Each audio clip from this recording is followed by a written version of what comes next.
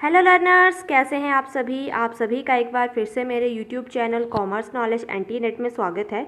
जैसा कि आपने थंबनेल में देख लिया होगा कि आज का जो आपका लेसन होने वाला है, आज का जो आपका टॉपिक होने वाला है वो आपका हाइपोथेसिस टेस्टिंग के ऊपर बेस्ड है, जो कि बिजनेस स्टैटिस्टिक्स का एक इम्पॉर्टेंट टॉपिक है। इस कॉन्सेप्ट में मैं आपके साथ नल हाइपोथेसिस और अल्टरनेटिव हाइपोथेसिस को डिस्कस करूँगी। ये जो आपका टॉपिक है वो आपका बीकॉम के स्टूडेंट्स के लिए, एमकॉम के स्टूडेंट्स के लिए, या कोई नेट की प्रिपरेशन कर रहा हो या अपने स्टेट एलिजिबिलिटी एग्जाम्स की प्रिपरेशन कर रहा हो, तो उन सभी के लिए बहुत ही ज़्यादा इंपॉर्टेंट कॉन्सेप्ट है। तो चलिए जल्दी से आज का लेसन शुरू करते हैं, ज़्यादा टाइम वेस्ट नहीं करेंगे। लेसन शुरू करने से पहले मैं आपको बता दूं कि अगर आपने मेरे चैनल को सब्सक्राइब नहीं किया है तो प्लीज़ कर लीजिएगा, और साथ ही साथ अगर आपको PDF नोट्स चाहिए हो तो आप मुझे टेलीग्राम ग्रुप में भी ज्वाइन कर सकते हैं। लिंक जो है वो मैंने आपको डिस्क्रिप्शन में दे दिया है। तो चलिए सबसे पहले हम बात करते हैं कि what is hypothesis testing. Hypothesis testing क्या होता है? सबसे पहले मैं आपको सिंपल से वर्ड्स में बता दूं कि व्हाट इज़ हाइपोथेसिस। हाइपोथेसिस का मतलब होता है अजम्पशन, ठीक है। अजम्पशन लगाना, किसी चीज़ के बारे में अनुमान लगाना, दैट इज़ कॉल्ड हाइपोथेसिस। अब अनुमान किसके बारे में लगाया जाएगा? स्टैटिस्टिक्स की लैंग्वेज में अनुमान लगाया जाएगा आपका पॉपुलेशन के बारे में, पैरामीटर के बारे में। जो भी आपका पूरा का पूरा डेटा है, जहाँ से आप पूरा का पूरा डेटा कलेक्ट करेंगे, उस पूरे के पूरे डेटे के बारे में जो आप अजम्पशंस लगाओगे उसे पॉपुलेशन बोला जाता है, और उस अजम्पशन को क्या बोला जाता है? Hypothesis testing. A statistical hypothesis is an assumption about a population and parameter. अब आपको पॉपुलेशन और पैरामीटर का मीनिंग नहीं पता है तो आप जो है इससे पहले वाले क्लास जो मैंने सैम्पलिंग और नॉन सैम्पलिंग एरर की ली है वो देख सकते हैं, आई बटन पे आपको मिल जाएगा। मैं आपको यहाँ पे बता देती हूँ कि पॉपुलेशन या पैरामीटर दोनों ही सेम चीज़ है। पॉपुलेशन और पैरामीटर का मतलब होता है जो भी आपका पूरा का पूरा एरिया है, ठीक है, जहाँ से यहाँ आप रिसर्च करोगे, जो आपका एंटायर पॉपुलेशन है, एंटायर डाटा है, उसे क्या बोला जाएगा? उसे बोला जाएगा पॉपुलेशन या पैरामीटर। दिस अजम्पशन मे और मे नॉट बी ट्रू। ये जो आपकी अजम्पशन होती है, ठीक है, हाइपोथेसिस टेस्टिंग में जो आप अजम्पशंस लगाते हो वो हो सकता है गलत भी हो और हो सकता है सही भी हो। फॉर एग्जाम्पल, जैसे आपने आज अजम्पशन लगाई हो कि आज शाम को तो बारिश ज़रूर होगी, लेकिन हो सकता है कि बारिश हो सकता है कि बारिश ना हो, ठीक है। Hypothesis testing is a formal procedure used by a statisticians to accept or reject statistical hypothesis. ये जो आपका हाइपोथेसिस टेस्टिंग होता है, इसे जो है वो जो भी हमारे सांख्यिकी होते हैं, जो कि स्टैटिस्टिशियन होते हैं, उनके द्वारा इसे यूज़ किया जाता है। किसके लिए यूज़ किया जाता है? जो भी आपने हाइपोथेसिस लगाई हैं, जो भी आपने अजम्पशंस लगाई है, उसे एक्सेप्ट और रिजेक्ट करने के लिए। आई होप आपको हाइपोथेसिस टेस्टिंग का जो कॉन्सेप्ट्स का मीनिंग है, हाइपोथेसिस का मीनिंग है, जो आपको अच्छे से क्लियर हुआ होगा। अब हम बात करते हैं कि हाइपोथेसिस कितने प्रकार की होती हैं। तो हाइपोथेसिस कितने तरह की होती हैं? हाइपोथेसिस होती हैं दो तरह की। एक होती है आपकी नल हाइपोथेसिस और एक होती है आपकी alternative hypothesis. The best way to determine whether a statistical hypothesis is true would be examine the entire population. आपको पूरी की पूरी एंटायर पॉपुलेशन को एग्जामिन करना पड़ता है, जिससे आप पता लगा सकते हैं कि आपकी हाइपोथेसिस जो है वो ट्रू है या नहीं है। Since that is often impractical researcher typically examine a random sample from the population. If sample data are not consist with the statistical hypothesis, the hypothesis is rejected। मतलब अगर आपने जो सैंपल कलेक्ट किया है, ठीक है, वो स्टैटिस्टिकल हाइपोथेसिस में कंसिस्ट नहीं करता है तो आपकी हाइपोथेसिस क्या हो जाएगी? रिजेक्ट हो जाएगी, अदरवाइज सेलेक्ट हो जाएगी।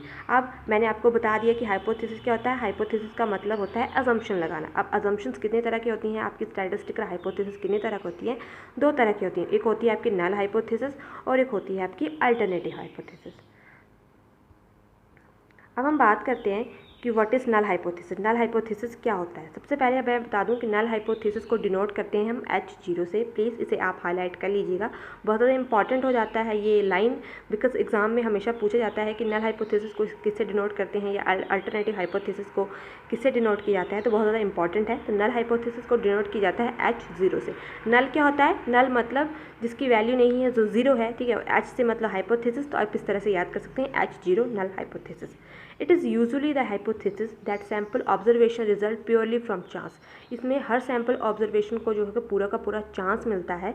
There is no statistical significance between the variable. Null hypothesis में जो भी वेरिएबल्स होते हैं उनके बीच में किसी तरह का कोई स्टैटिस्टिकल सिग्निफिकेंस या किसी तरह का कोई रिलेशनशिप नहीं होता है।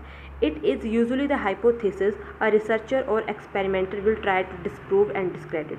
मतलब ये एक ऐसी हाइपोथेसिस होती है, नल हाइपोथेसिस, जिसे जो है हाइपोथेसिस टेस्टिंग में जो है एग्जामिन किया जाता है रिसर्चर के द्वारा, ठीक है। ज़्यादा कौन सी हाइपोथेसिस यूज़ होती है रिसर्च में? सबसे ज़्यादा हाइपोथेसिस यूज़ होती है नल हाइपोथेसिस। प्लीज़ इसे भी आप हाईलाइट करके लिख लीजिएगा। अब हम बात करते हैं कि व्हाट इज़ अल्टरनेटिव हाइपोथेसिस। तो जो हाइपोथेसिस नल हाइपोथेसिस नहीं होंगे वो होंगे आपके alternative hypothesis. It is simply is the inverse और opposite of a null hypothesis. जो भी नल हाइपोथेसिस है उसका जो ऑपोजिट होता है वो होता है आपका alternate hypothesis. The alternative hypothesis denote by H1 और HA। नल हाइपोथेसिस H0 से डिनोट होता था और अल्टरनेटिव हाइपोथेसिस डिनोट होता है आपका H1 से या HA से। It is the hypothesis that sample observation are influenced, ठीक है, इसमें जो भी आपका सैम्पल ऑब्जर्वेशन होता है वो इन्फ्लुएंस्ड होता है by some non random cause, ठीक है। It is the hypothesis there is a statistical significant relationship between the variable. Alternative hypothesis में क्या होता है कि अल्टरनेटिव हाइपोथेसिस में जो भी आपके सिग्निफिकेंट वेरिएबल्स हैं उनके बीच में क्या होता है, रिलेशनशिप होता है। नल हाइपोथेसिस में क्या होता था, नल हाइपोथेसिस में किसी तरह का कोई रिलेशनशिप नहीं होता था और हर सैम्पल्स को जो था वो प्योरली चांस मिलता था। लेकिन अल्टरनेटिव हाइपोथेसिस में क्या होता है, सिग्निफिकेंस रिलेशनशिप होता है, साथ ही साथ जो भी ऑब्जर्वेशन होते हैं वो इन्फ्लुएंस होते हैं सम नॉन रैंडम कॉज। अब हम बात करते हैं कि हाइपोथेसिस टेस्ट किस तरह से किया जाता है, क्या इसका प्रोसीजर है। Statistician follow a formal process to determine whether to reject a null hypothesis based on sample data. The process is called hypothesis testing, consists of 4 steps. 4 step हैं इसमें। फर्स्ट है आपका स्टेट हाइपोथेसिस। सबसे पहले आपको hypothesis लगानी होती है कि आप कौन सी हाइपोथेसिस लगाओगे, नल हाइपोथेसिस लगाओगे या अल्टरनेट हाइपोथेसिस लगाओगे या अल्टरनेटिव हाइपोथेसिस लगाओगे। उसके बाद करना होता है आपको plan, formulated and analysis plan. आपने हाइपोथेसिस तो लगा ली कि आज जो बारिश होगी या आज जो है वो मौसम ख़राब हो जाएगा शाम को, लेकिन अब आपको क्या करना है, आपको प्लान करना है, आपको डेटा कलेक्ट करना है, ठीक है।